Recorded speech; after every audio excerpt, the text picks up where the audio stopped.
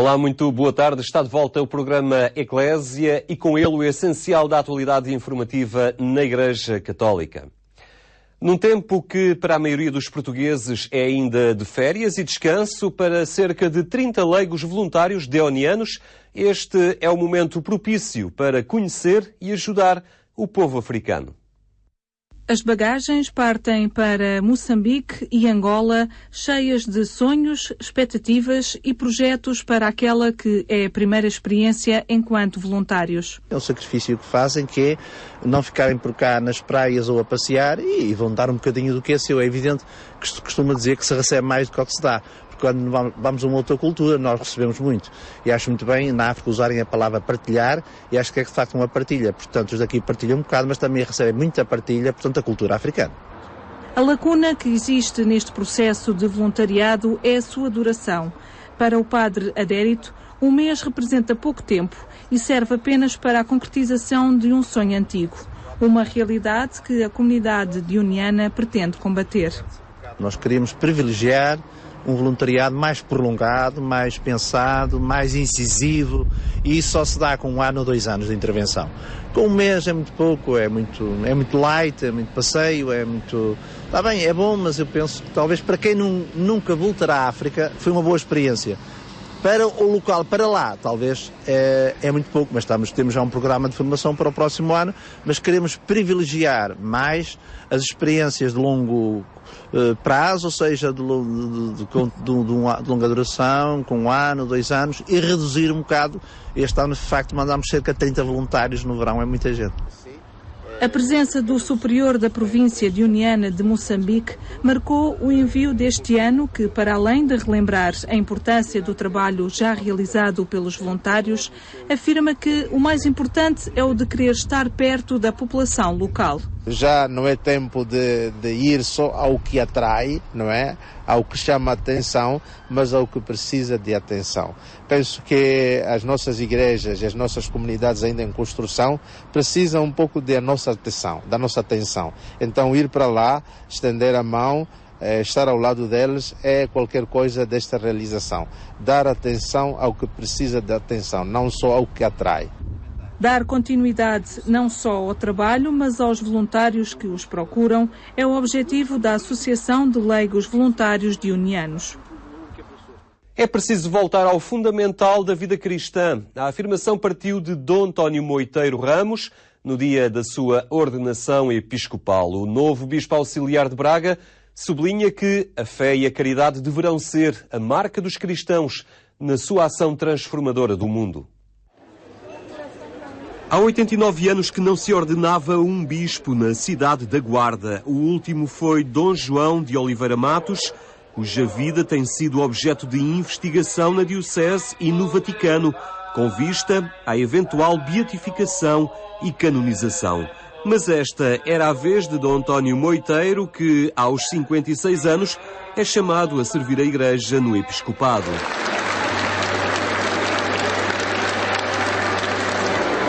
A ordenação foi presidida pelo cardeal Dom José Saraiva Martins, que destacou a boa escolha que o Papa fez ao escolher este homem para pastor na universalidade da Igreja.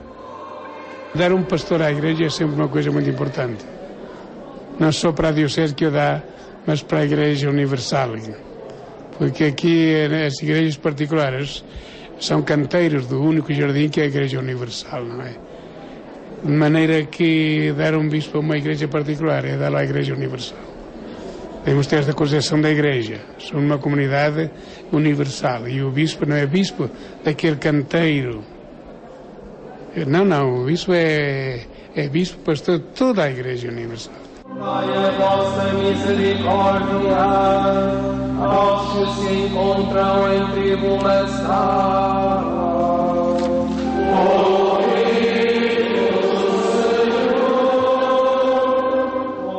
Dom António Moiteiro Ramos é bispo auxiliar de Braga.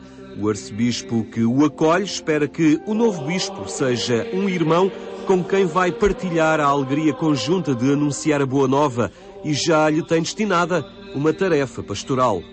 Ficará com uma região, a região que nós chamamos agora a região norte da Arquidiocese de Braga, e ficará particularmente, a não ser que depois vejamos no diálogo e no encontro que será oportuno alterar qualquer coisa, ficará ao seu cuidado com o apostolado dos leigos, digamos, com o laicado, não é? Padre desde 1982, o novo bispo desempenhou funções de pároco e foi diretor espiritual do Seminário Maior na Guarda. Doutorado em Teologia Pastoral, o prelado foi responsável pelo Departamento de Catequese da Infância e Adolescência, bem como do ensino da Igreja nas escolas. Atualmente era diretor do Secretariado Diocesano da Educação Cristã e coordenador da Pastoral. Agora, no Episcopado, afirma que a Pastoral da Fé passa pela urgência da nova evangelização. Estando nós num tempo de grande secularismo e secularização, em que as pessoas vão perdendo as referências, nós temos de voltar à raiz e temos de voltar àquilo que é fundamental na vida cristã. E o fundamental da vida cristã são as virtudes teologais, como eu disse nas minhas palavras de agradecimento. A fé como suporte, a esperança na construção do mundo novo, e o amor, a caridade como o distintivo dos cristãos. Dom António Manuel Moiteiro Ramos nasceu a 17 de maio de 1956 na freguesia da aldeia de João Pires, concelho de Penamacor, diocese da Guarda, e é o novo bispo auxiliar da Arquidiocese de Braga. 17 mil jovens escuteiros deram corpo ao maior acampamento nacional de sempre. A Idanha Nova acolheu jovens vindos de todo o país e do estrangeiro. Escuteirar, educar para a vida foi o tema escolhido pelo Corpo Nacional de Escutas, o Escutismo Católico Português, para animar os vários dias desta atividade. Muitos jovens, diversas proveniências, mas todos unidos no ideal de B.P. Baden-Powell, o fundador do escutismo, esse movimento que congrega milhões em todo o mundo. Em Idanha Nova foram 17 mil neste Akanak, que resultou numa aposta ganha. É um balanço extremamente positivo por 3 ordens de razões. Em primeiro lugar, porque os jovens andam satisfeitos, ouve-se música, vê-se os jovens aqui atrás de nós a brincar, tanto positivo neste aspecto da satisfação pessoal dos jovens, que são, digamos, os alfas e os ômegas desta cidade de Lona. Depois, porque os dirigentes, embora a maioria deles cansados, alguns mesmo muito cansados, mas sentem-se felizes porque contribuíram para esta felicidade dos jovens. E, em terceiro lugar, porque, de facto, foi uma aposta ganha em querermos realizar um acampamento que não excluísse ninguém. Aqui todos se divertem, mas o desafio é crescer nas relações humanas e na fé. Escuteirar, educar para a vida foi o mote do acampamento, que depois se desdobrou em temas para as várias secções, as faixas etárias em que se estrutura o Corpo Nacional de Escutas. Os lobitos, com o imaginário a gravitar em torno da Arca de Noé, a primeira aliança através do arco-íris. Os exploradores, a experimentarem a realidade do povo eleito, que faz a travessia do deserto, experimentando a presença e a proximidade de Deus. Os pioneiros, a representarem as primeiras comunidades cristãs em redor do Mediterrâneo. E os caminheiros, na aprendizagem da tomada de decisão. Eu penso que uma atividade como a dos escuteiros, em geral, e um acampamento como este, com tanta gente, com mais de 17 mil escuteiros que se reuniram aqui na Idanha, é uma força da natureza. A dimensão da fé central no escutismo católico português leva à alegria experimentada na festa e no convívio entre todos. Fico à vontade de podermos fazer parte de um projeto que tem muito potencial e que, acima de tudo, vermos e olharmos que, na verdade, as pessoas que são escuteiras são melhores pessoas e que lá fora vamos com a mochila às costas, com um monte de ferramentas para podermos trabalhar e para podermos viver melhor os nossos dias. Deste acampamento, o que é que não vais esquecer? Não vou esquecer todas as pessoas, todos os pioneiros com que nós nos convivemos, as atividades que fizemos, especialmente o raid e especialmente a companhia, que foi mais importante aqui, e estas festas, tudo, que é espetacular. O Akanak, o grande acampamento nacional do Corpo Nacional de Escutas, uma grande atividade para conhecer em pormenor no próximo domingo, aqui na RTP2, no programa 70x7. E agora espaço para a rubrica O Passado do Presente. Dom Manuel Clemente, na sua rubrica, relembra-nos a primeira evangelização.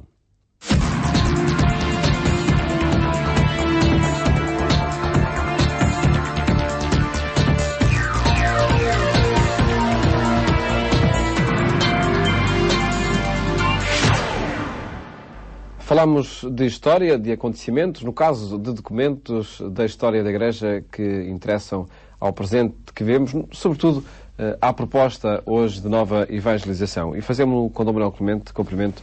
Muito boa tarde e obrigado por estar uma vez mais connosco. É de facto em torno deste mote, relembrando a primeira evangelização, que queremos propor e saber como podemos equacionar a nova evangelização. Exatamente, Paulo, porque, vamos lá ver, o cristianismo é uma memória viva. Ele quase que se concentra no cumprimento daquela ordem de Cristo na última ceia, fazer isto em memória de mim. O cristianismo é a memória viva do que Jesus Cristo disse e fez nas gerações que ele próprio provoca e cria a partir de si, Jesus Cristo. Isso é que é o cristianismo. O cristianismo de Cristo, não qualquer outra coisa que nós inventemos e ponhamos sob este nome. Ora bem, e por isso, tomar um documento como a Carta a Diogneto é extremamente útil, importante e sugestivo numa época em que nós temos que repropor o cristianismo. Porque grande parte dos nossos contemporâneos, e não precisamos sair de Portugal, não precisamos sair de uma das nossas grandes cidades, Porto, Lisboa, outra que seja, estes nossos meios urbanos não estão tocados pelo Evangelho propriamente dito, nem conhecem. Daí que a Carta de Diogneto, que é um texto, como vimos no anterior programa, de Alexandria, no Egito, uma grande cidade, ainda no século II, nos traga essa seiva original e realmente sugestiva do cristianismo de sempre. Diogneto, enfim, era um pagão de Alexandria, mas que manifestava alguma curiosidade. Depreendemos da carta, manifestava alguma curiosidade pelo cristianismo, por aquilo que os cristãos diziam, faziam, traziam. E é essa curiosidade que o autor, que aliás nós não sabemos quem é, o autor da carta, responde. E eu até peço ao Paulo para ler um pequenino trecho, logo do princípio da Carta a Diogneto, que já nos dá bem essa ideia. Uma vez que te vejo, ilustríssimo Diogneto, tão interessado em conhecer a religião dos cristãos e em informar-te sábia e cuidadosamente sobre qual seja o Deus em que acreditam, e como todos, prestando-lhe culto, desprezam este mundo e desdenham a morte, e nem contam por deuses aqueles que são considerados pelos gregos. Aprovo este teu vivo desejo e rogo a Deus que nos concede não só o dizer como o ouvir, que me seja dado falar de tal modo que tu, ouvindo, te tornas melhor. Ora bem, está traduzido do grego e por isso não é propriamente a cadência da língua portuguesa, mas percebemos com certeza. Antes de mais, percebemos que havia curiosidade. Curiosidade.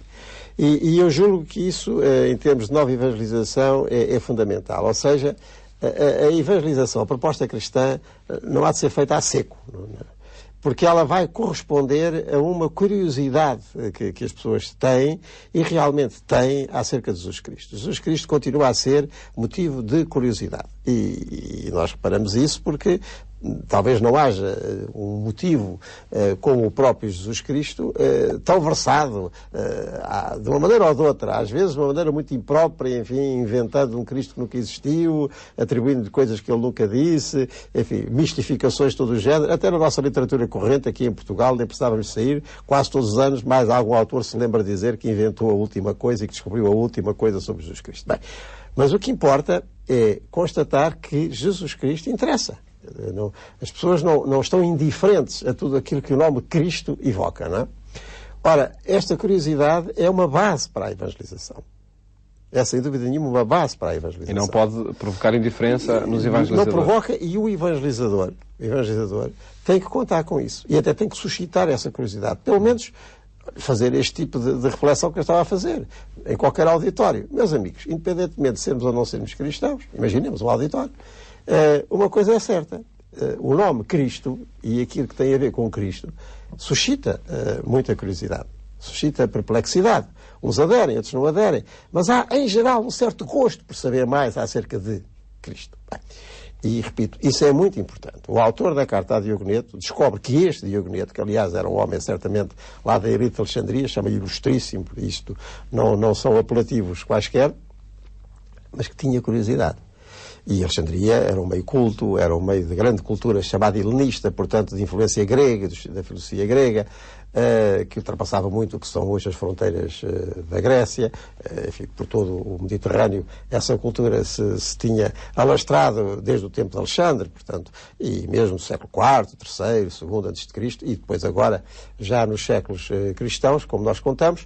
E, portanto, é um meio culto onde se começava a falar o que é que são estes cristãos, quem é esta gente, quem é esse Cristo que eles falam, e Diogoneto manifestava essa curiosidade. E é essa curiosidade que o autor responde. E vai logo ao ponto central. E isto é que é mesmo importantíssimo. Eu reparo, meu caro Diogoneto, que tu estás interessado em saber quem é este Cristo e quem é o Deus em quem os cristãos acreditam. É muito importante. Porque se em torno da palavra Cristo há muita confusão na cabeça das pessoas, nós conversamos, às vezes precisamos sair dos nossos próprios ambientes eclesiais para termos que elucidar e que esclarecer, vamos lá ver, vamos aos Evangelhos, ver exatamente o que é que as primeiras gerações cristãs nos transmitiram e não essas coisas que as pessoas põem debaixo do nome de Jesus Cristo, quanto mais em relação ao próprio Deus, porque toda a gente fala de Deus, mas estamos a falar de quê? Já tem acontecido a mim e a muitos outros, com certeza, em conversas sobre religião, quando as pessoas dizem, eu cá sou ateu, tá bem, mas não acredita em quê? Não acredito nisto. Isso eu também não. E até tenho mais razões para não acreditar, mas exatamente porque sou crente. E porque isso em que está a dizer que não acredita são mistificações da verdadeira crença.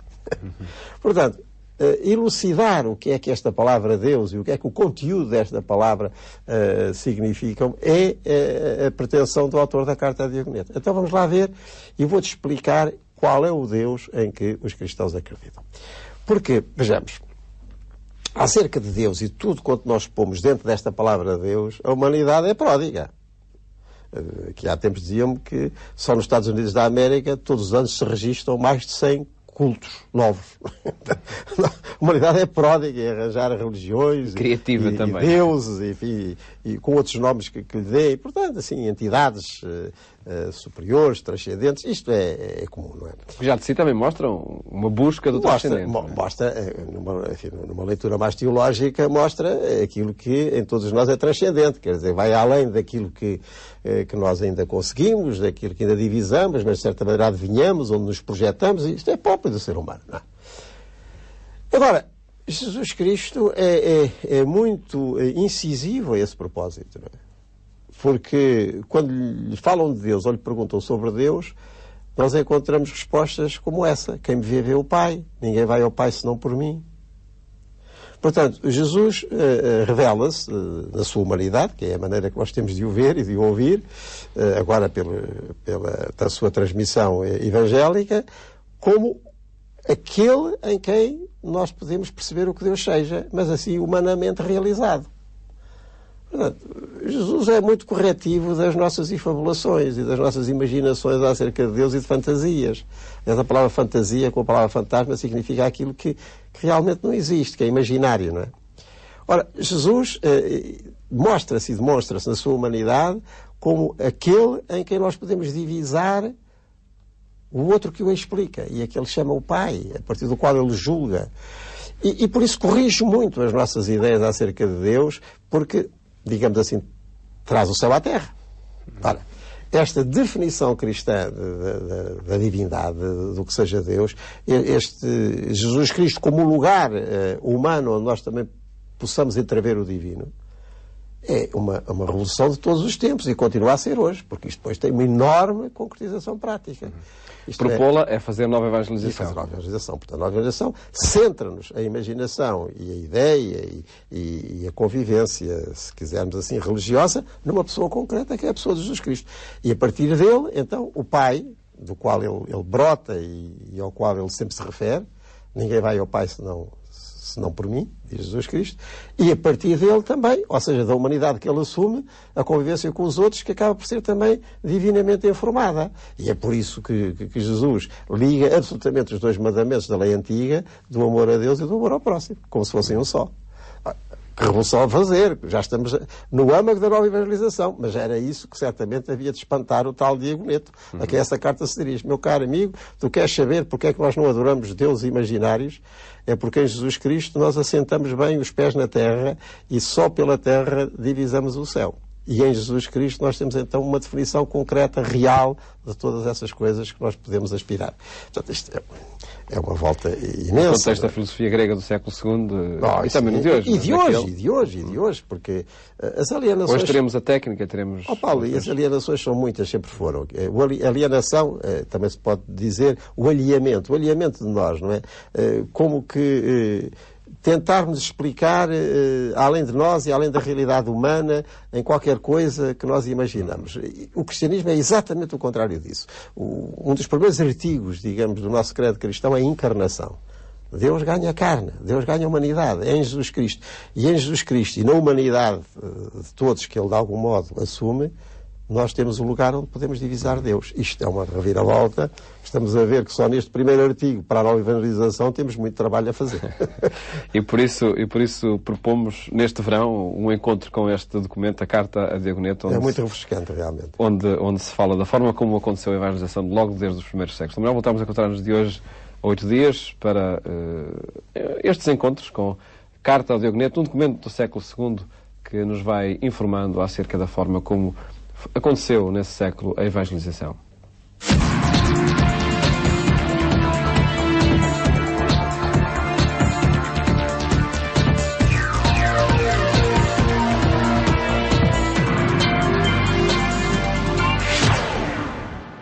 Ficamos hoje por aqui, lembrando que nos pode ver também através da internet em agência.eclesia.pt. Obrigado por ter estado connosco.